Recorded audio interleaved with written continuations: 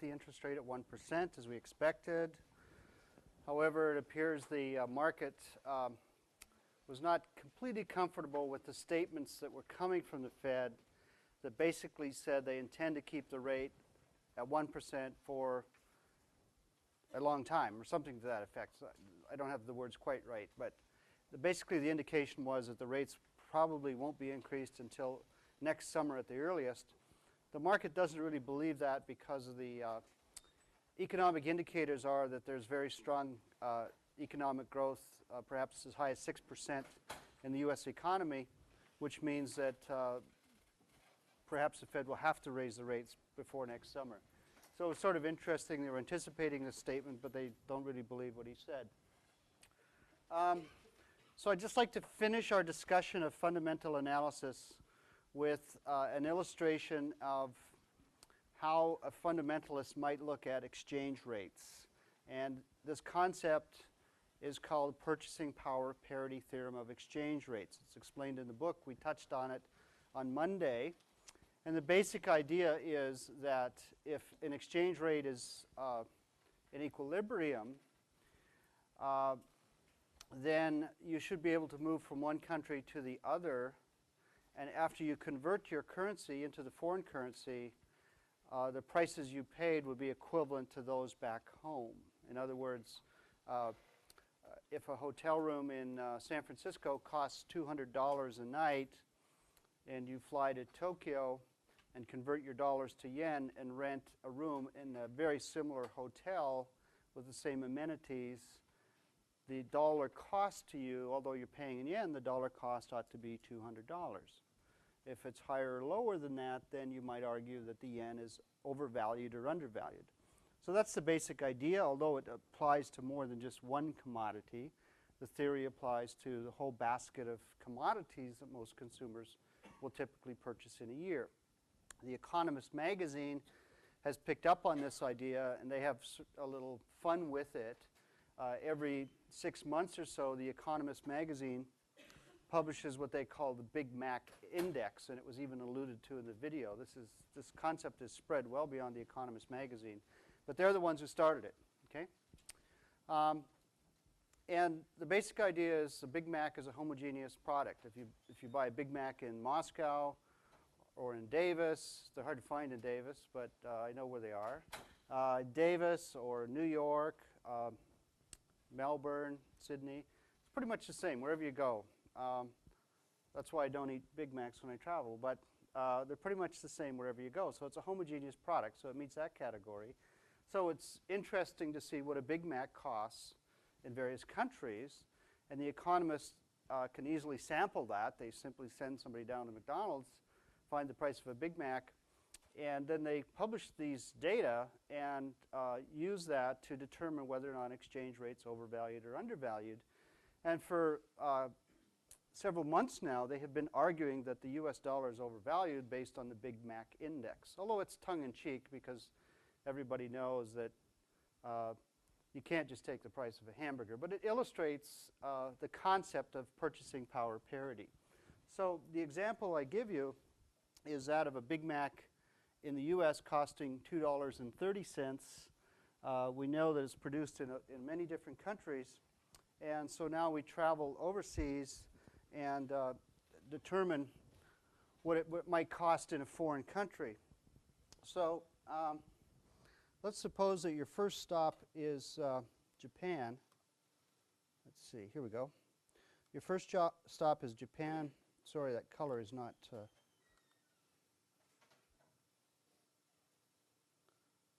see. Here we go. So you go to Japan, you exit the airplane, and you convert your dollars to yen, and the exchange rate is 100 to 1. So for every dollar, you get 100 yen. You take a cab downtown, and you stop at McDonald's. You're hungry. They don't feed you on the airplanes anymore, right? And you walk in and you order a Big Mac, and the price is 391 yen. 391 yen, which seems very expensive compared to the price in Davis of $2.30. So the question is that exchange rate of 100 to 1, is that an equilibrium rate? Well, it's not, because it's very easy given it's 100 to 1. The price that you're paying, and you don't even need a calculator, is $3.91 in US dollars.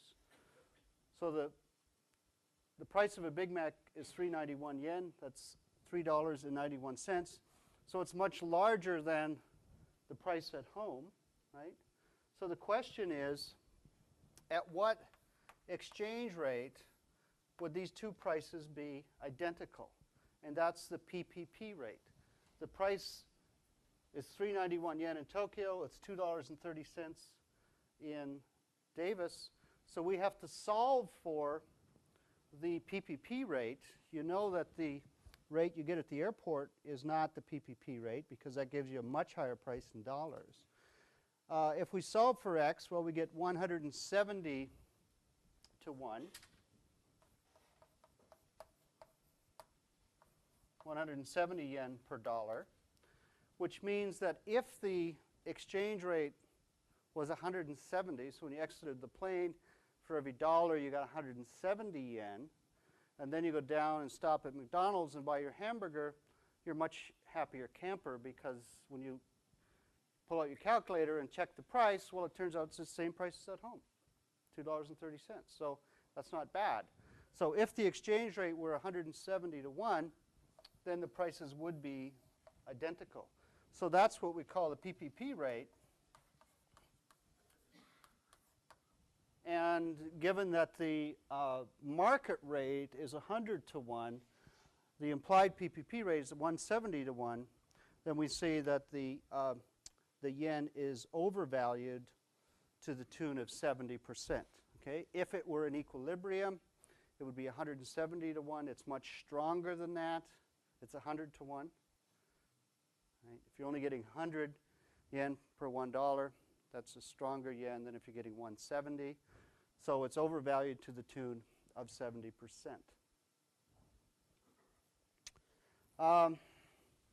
Okay, any questions on how I came up with the 170? It's the exchange rate at which the prices would be identical. All right. So then you continue on down to Sydney, and when you exit the airport, your exchange that you receive is $1.42 Australian per US dollar, $1.42 Australian per US dollar. So we go through the same set of calculations here. You see that the price of a Big Mac in Australia is $2.45 Australian dollars. So if it's $2.45 Australian dollars,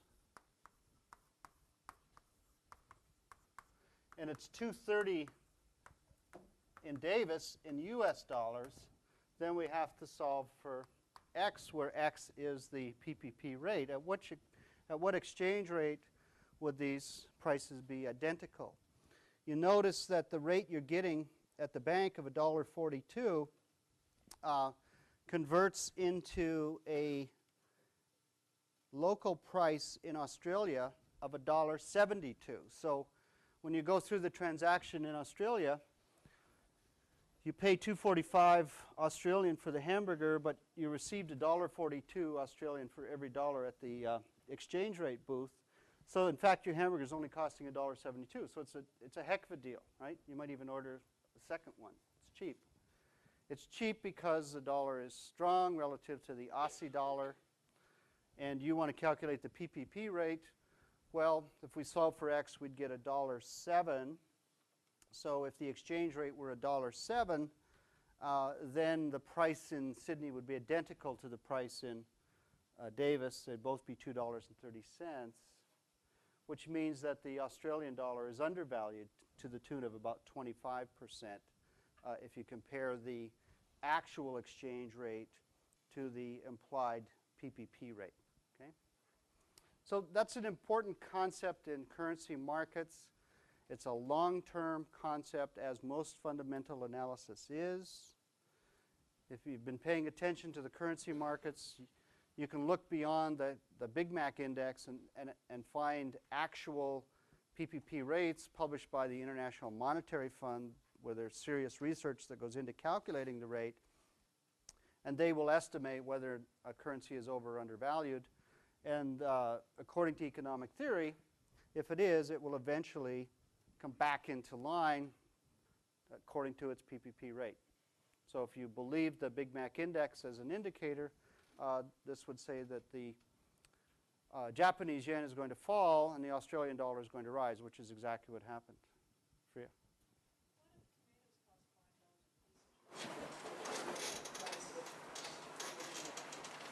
So the question is, what if some of the ingredients for the hamburger, such as tomatoes, drove up the price? So tomatoes are very expensive in Japan, and if that drove up the price. But that really illustrates the fact that just using a hamburger is not a good idea if you're actually speculating on the market, because also the price of beef in Japan is higher than world levels because they have a tariff of about 60%. So you need to look at an entire basket of currencies rather than just looking at one commodity, and that's a good reason why you don't want to just look at one commodity. But they have a lot of fun with it, and it's surprising over the years. The index has given you a rough idea of the extent to which currencies could move. There's a question? Did you have a question? No? Thank you. Go ahead. When they figure out the price of Big Mac in Japan or Australia, is that the average price of Big Mac? Or the price very much? Oh, you guys are getting technical now. I don't know how they do it, to be honest with you. I suspect the price of a Big Mac is the same throughout Tokyo, but I don't know.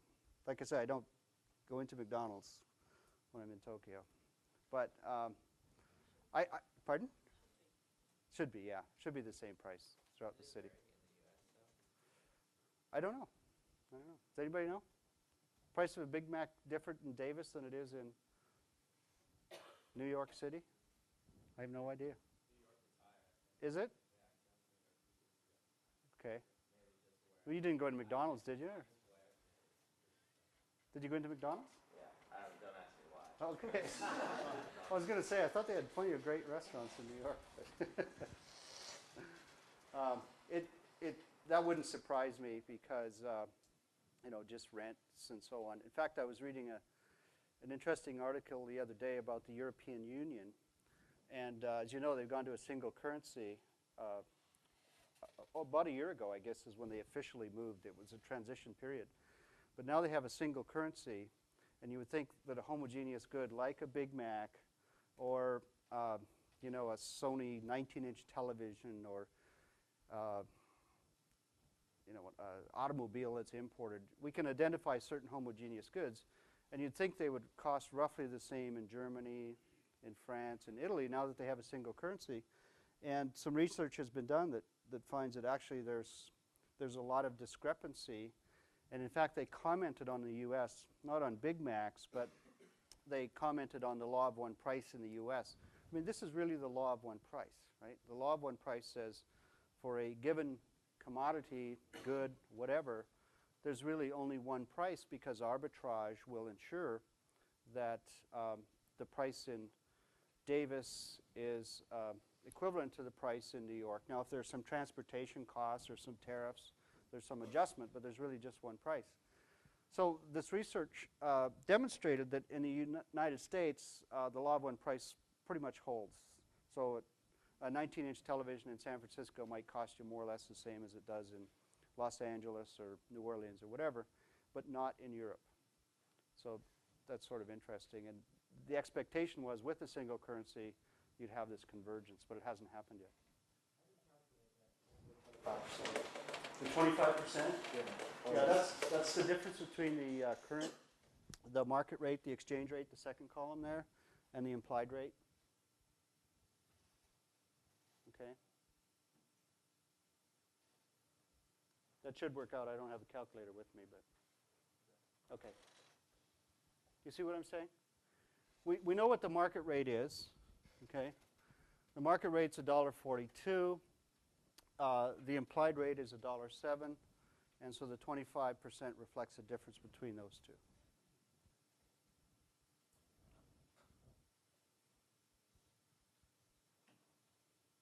Yes. 35%? It's it should be relative to the current rate. What does that give you? That would be 75%. Yeah, so 25%. Yeah, it depends what you use as a base. But let's use the current rate as a base, okay? Thanks. That's what you got too, using the current rate? Yeah. So do they know why the prices vary in the European Union? Must be lack of competition. Some differences in tax rates. You know, you mentioned the Big Mac's more expensive in New York. There's property taxes are maybe higher in New York than they are here. So there are those factors at work, but you'd expect a lot more convergence than what you've seen.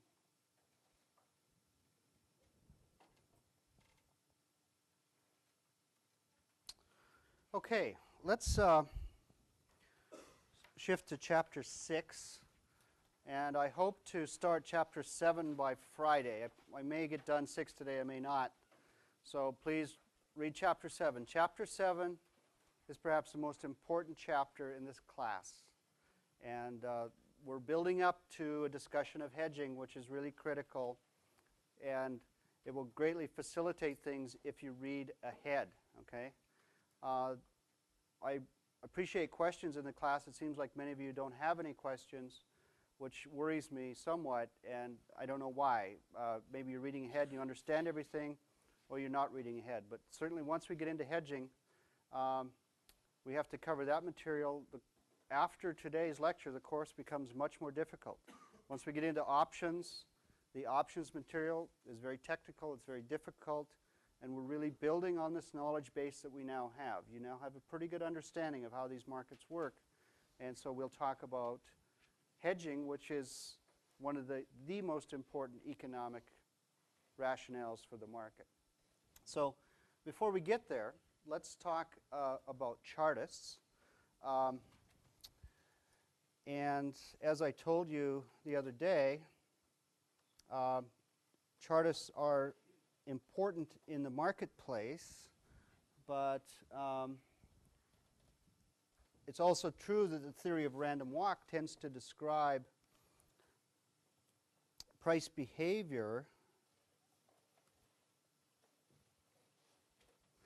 and as a result, I don't have a lot of faith in charting techniques.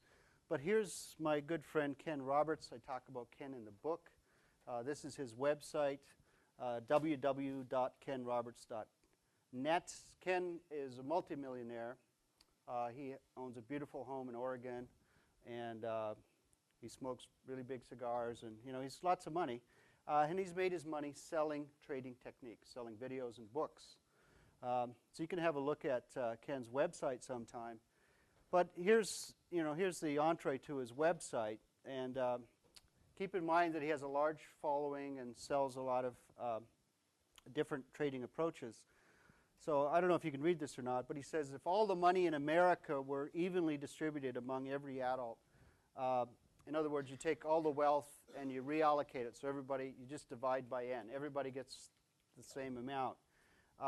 Within a very short time period, we'd soon have lower, middle, and upper classes. So he said if you redistributed it, it wouldn't take long before, again, we have these different classes. Studies prove time and time again that anybody who wins $1 million in a lottery is worse off than before they won the money. Okay, well, hope you don't catch me buying lottery tickets this weekend, but I tend to buy them once in a while. I just want to defy Ken. I hypothesize that if I win $1 million in lottery, I'm going to be better off rather than worse off, but not according to him. So he says, why is this? Well, it's because most people don't get it. Most people just don't get it. And he argues that he can show you how to get it, how to come out smelling like a rose. And he talks about a friend of his, this millionaire, who said if he lost all of his money today,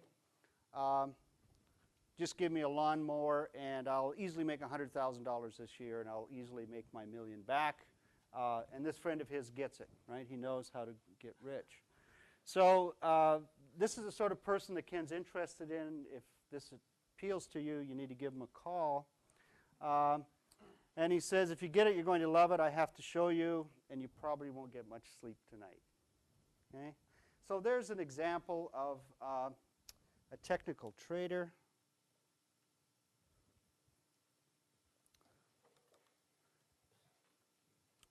And he can be very convincing.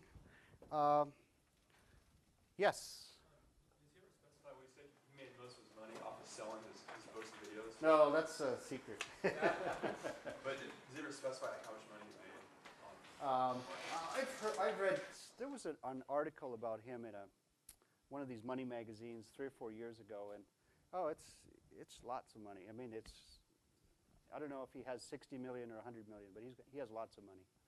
Yeah, and he used to be an Amway salesman, and there are a lot of rich Amway salesmen too, but he just used those techniques in futures. And I mean, there's no question he makes his money selling trading techniques, not trading.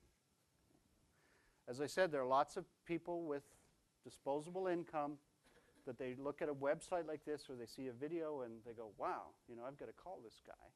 I really like this character. And yeah, I want to get in on this action, right? And there's another character that's a friend of Ken's called Jake Bernstein. And I'll show you a little video clip on Friday of Jake. If you're ever up in the middle of the night watching TV, you've probably run into Jake. He has these infomercials late at night telling you how you can get rich trading in the futures market. But I know that Ken's a lot richer than I am, that's for sure.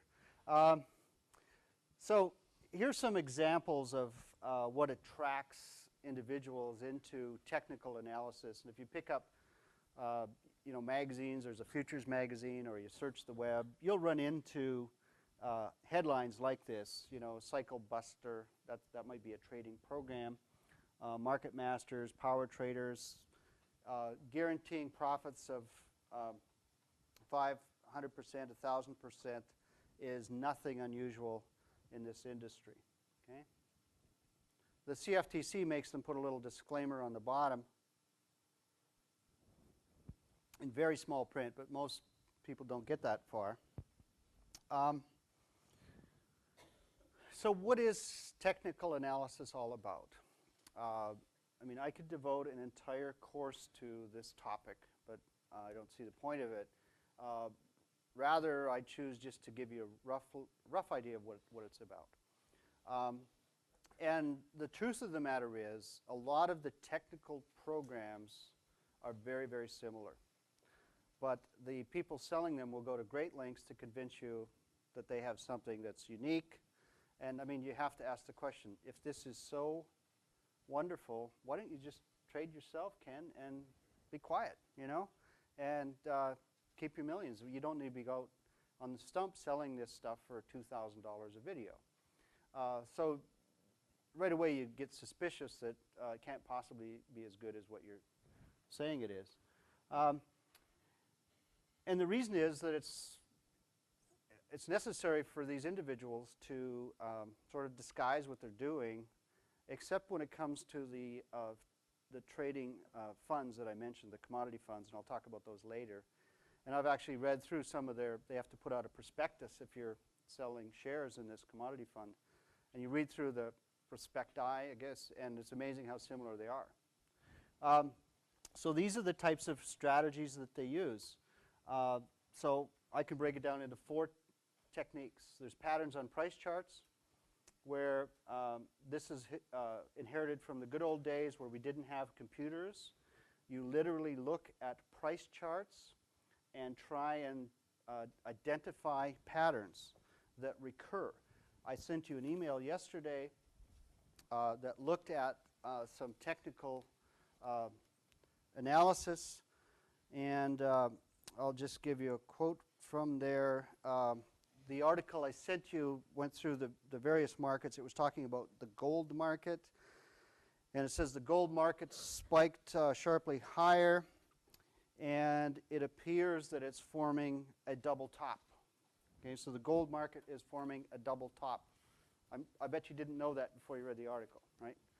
So what the heck is a double top? Well, we'll look at it at a gold chart here in a minute. So you look for patterns on price charts. If it's forming a double top, you've seen that before, and you know that once the double top is formed, then the market's going to break out, and that's when you need to buy or sell. So literally, it's very subjective. They're looking at historical prices, and they're looking for patterns that they have seen before, and they use the pattern as an indicator of a market move in one direction or the other. So there's the charting. That's the pure charting. The second one is trend following methods. It's more objective. This is where the personal computers are very useful. And it can be as simple as calculating moving averages. And I'll explain that in a second. Or using regression analysis, where you're basically trying to find out what the trend is. You know, the old adage in charting is the trend is your friend. You want to be in on a trending market, and that's where they make the money, is if the markets follow long-term trends. If it's jumping all over the place, it's impossible to make any money with technical approaches. Third technique, character of market analysis, and I'll give you some examples of each of these. The example I mentioned here is oscillator, and I'll show you a picture of an oscillator. Basically, a character of market analysis tries to bring some psychology into play. You know, I've emphasized that technicians only look at historical prices, but they also look at volume and open interest. And so they might combine historical prices, volume, and open interest to try and determine the psychology in the market. And a lot of character of market analyses will take a contrarian approach. If everybody thinks the price of cattle is going up, then it's time to go short because the market is overbought. If everybody's in on the long side, then you want to go short because that market's going to come crashing down. That's essentially the approach they use. And then the fourth area is very obscure, and an example is the Elliott wave theory. These are very long-run structural theories where literally these traders will go back 100 years. So they'll look at the price of wheat over the past 100 years, or the price of gold over the last 200 years, and they have these very complicated sets of chart patterns that they identify. A lot of it is based on work of somebody by the name of Ralph Elliott, who developed this theory in the stock market, and it's also used in futures markets to try and predict price changes. So I'll just go through each of these four and try to give you an example, and then I will flip to the Wall Street Journal and we'll look at what a double top looks like and so on. So here's a simple example. You have the bar chart, which you're familiar with. This was August 2003 gold. As you know, in the bar chart, the vertical line shows the difference between the high and the low, and then the horizontal line shows the close. So you simply keep track of prices. You know, you have each day on the horizontal axis, the price here. So this is the range between the high and the low and the close. You keep track of that, and you look for patterns. So here's a pattern. We have an upward flag, which may not be so obvious until they draw the black lines in. And so we formed this upward flag, and now it's time to buy. So if you had a technician here, he or she would tell you that they knew the price was going to rise on May 1st because an upward flag had formed. And isn't it obvious now when you look back? So I could bring this chart into a room and say, well, based on my research back in April, May, I knew the price of gold was going to rise because I've seen this many times before. This flag was formed, and it broke out of that pattern, and that was time to buy. And if you had only listened to me, you know, you would have made $40 an ounce in the gold market. So that's one example of why you should buy my video, right? You're familiar with regression analysis from 106. It's another technique that you can use in charting to identify a trend. There was another statement in the email I sent you from the cotton market, and I found this one sort of amusing. December cotton continues to gap, and the higher we go, the market's going parabolic. So the market's going parabolic on us.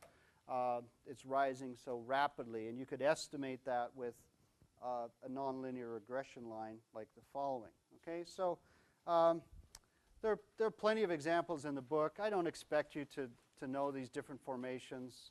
I expect you to know what the 4 categories are and to be able to explain moving averages or an oscillator, the examples that I show you. Okay, I'm not really going to dwell too much on these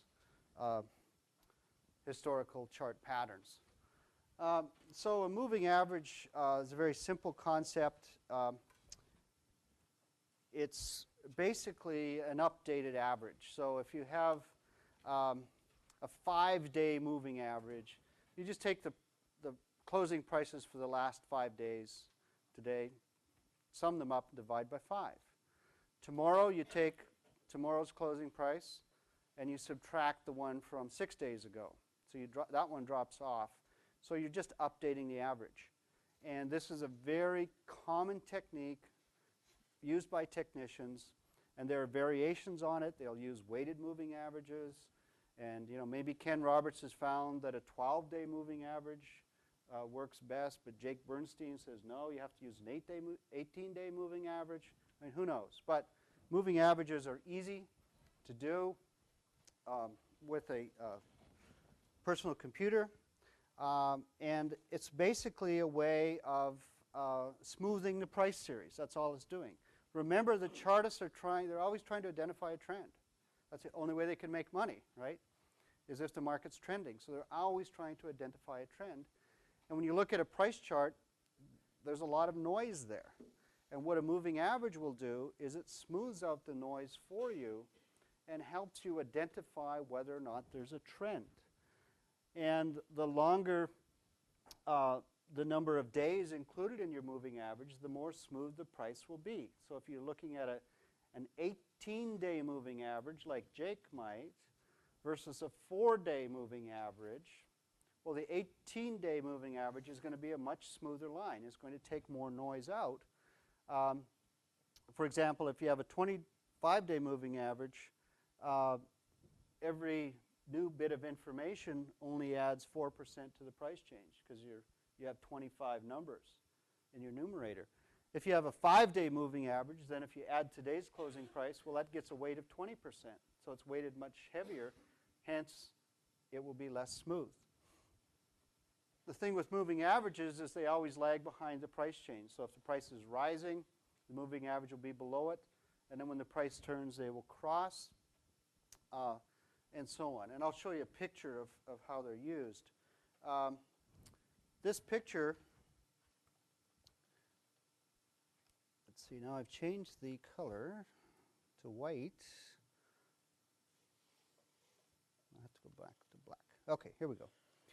So the blue line is the futures price. So the futures price is chopping around, and the black thick line is a 10-day moving average. So you can see it's a little bit smoother. It's not so obvious on this graph, but I'll show you some others in a minute. But the basic idea with the moving average is, and let's start right here. The basic idea is the following. When the price is rising, as it is here, the futures price is going up. The moving average will also rise, but it's going to lag, and it's going to be below the price. So as the price goes up, the moving average goes up. They'll both move up together. And so as we move higher and higher, the moving average is trailing along. And then right here, the price comes crashing down. Okay, this was September heating oil. So the futures price starts to drop. But because the moving average is lagged the moving average continues to rise for a few days before it turns down because, as you know, we don't, this is a 10-day moving average, so each closing price only has a weight of 10%. But the point where the two cross, right there, that's a signal to a technician.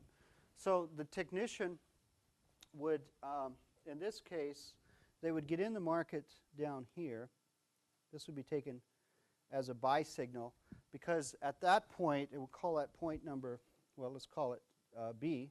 That's a buy signal. At that point, the price crossed through the moving average from below. And up here, I'll call this a sell point. The price crossed through the moving average from above. So again, I could put this on my video and show you this graph, and I wouldn't tell you what it was necessarily, but it's a simple 10-day moving average. And if you'd only listened to me in the case of heating oil,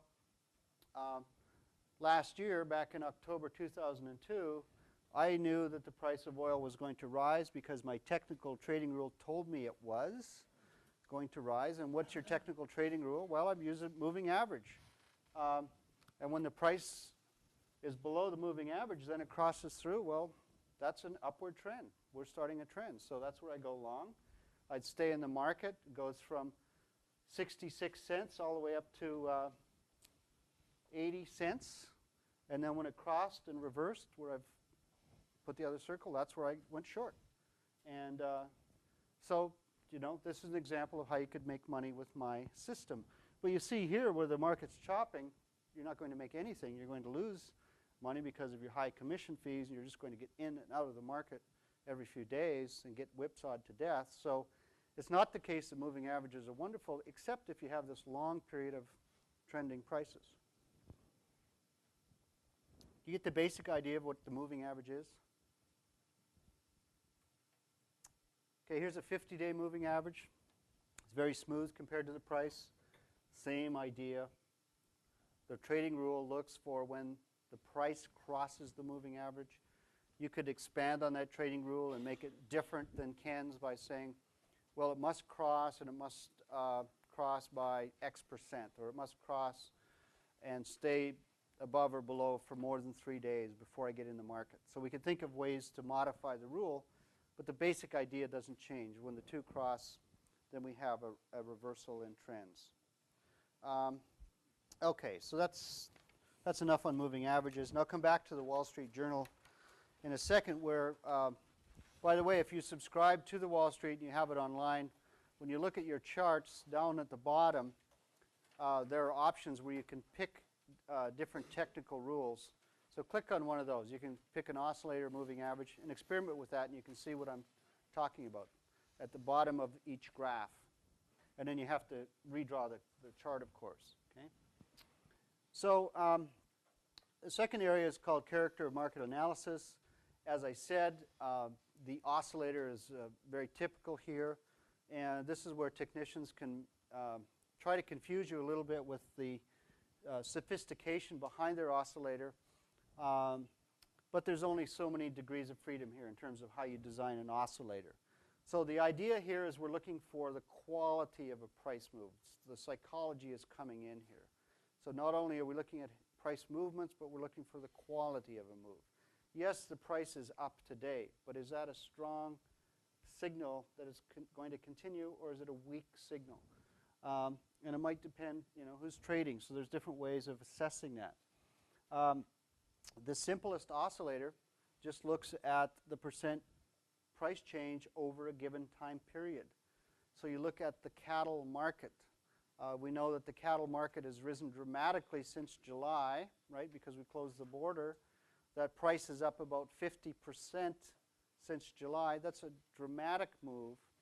So it would put our oscillator off the charts, and if that's the case, then a contrarian would say that market's overbought. It's got to go down. I'm going to sell cattle. So you calculate a percent price change over a given number of days, whatever it is, 10 days, 18 days. Ken Roberts probably chooses his birthday. If he was born on January 15th, he'd use a 15-day oscillator. And he would think that, there's a reason for that. So we take the price change over the past 15 days. Hope nobody in here is related to Ken. He's not a bad guy. Oscillators are simply then using this price change to indicate whether the market's going to continue to rise or to fall. So this is what I'm referring to. And I have to keep changing the color. I'm sorry about that. Okay. So this is the past 30 days. Okay. So I was born on the 30th. I use a 30-day oscillator. Percent price change over past 30 days. Very simple, right?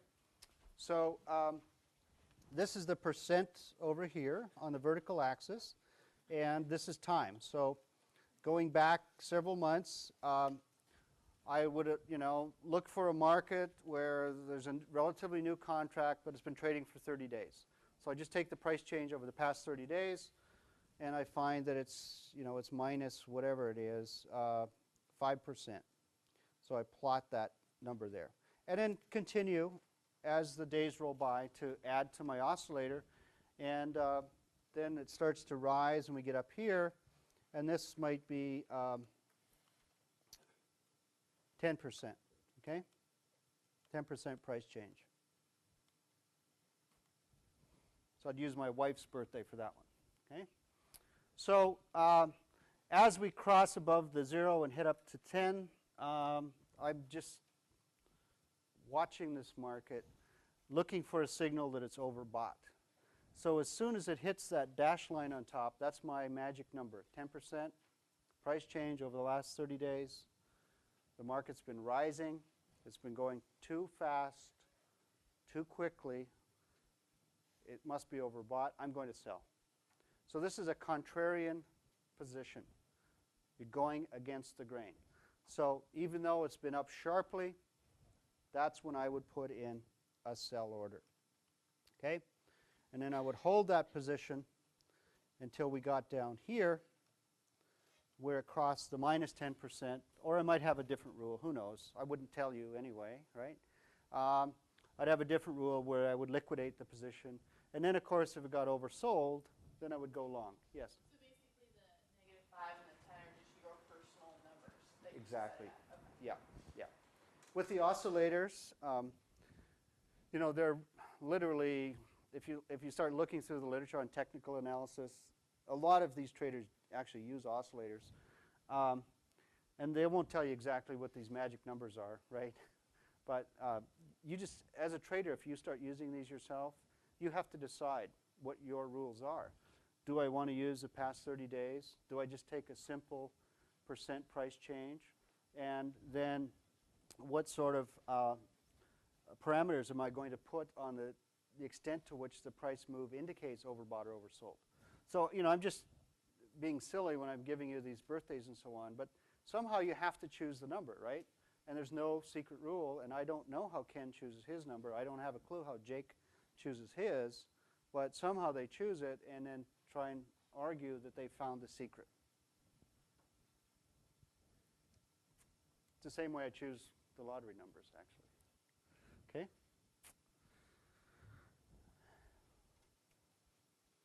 Okay, structural theories. So these are more the long-term theories.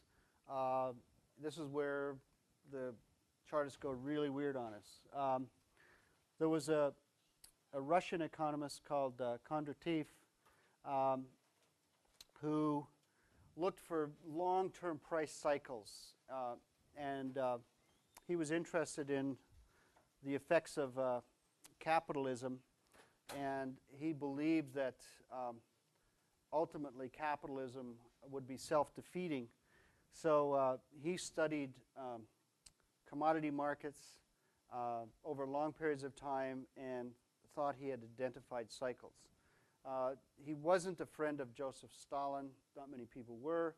And because he was an economist, Stalin had his head off. He was thrown in jail. We never heard from him since. And the reason he was thrown in jail was because he really was passionate about these cycles. Okay? but he still has a large following because he developed an approach to estimating cycles. But the poor guy perished in prison. Okay. Another character is Ralph Elliott. As I said, Ralph started observing the stock market. And he was a very modest man because he wrote a book with the title, Nature's Law, The Secret of the Universe. Okay?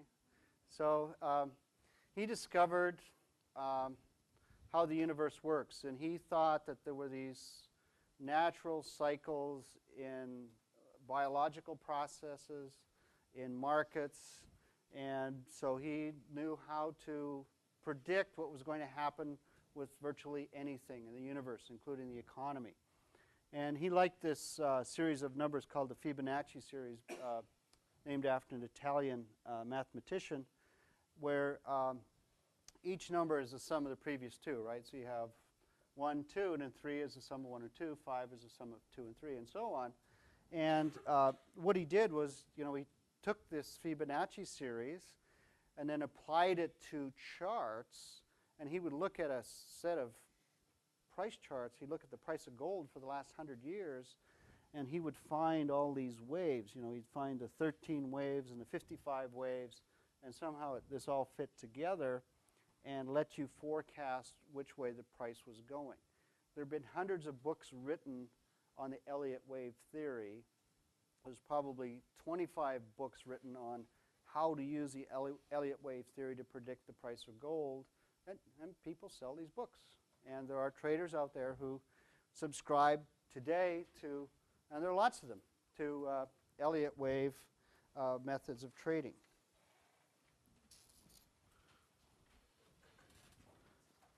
Okay, you know what? I think I've run out of time. So Friday, I'll look at the Wall Street. But do me a favor and start reading the hedging chapter.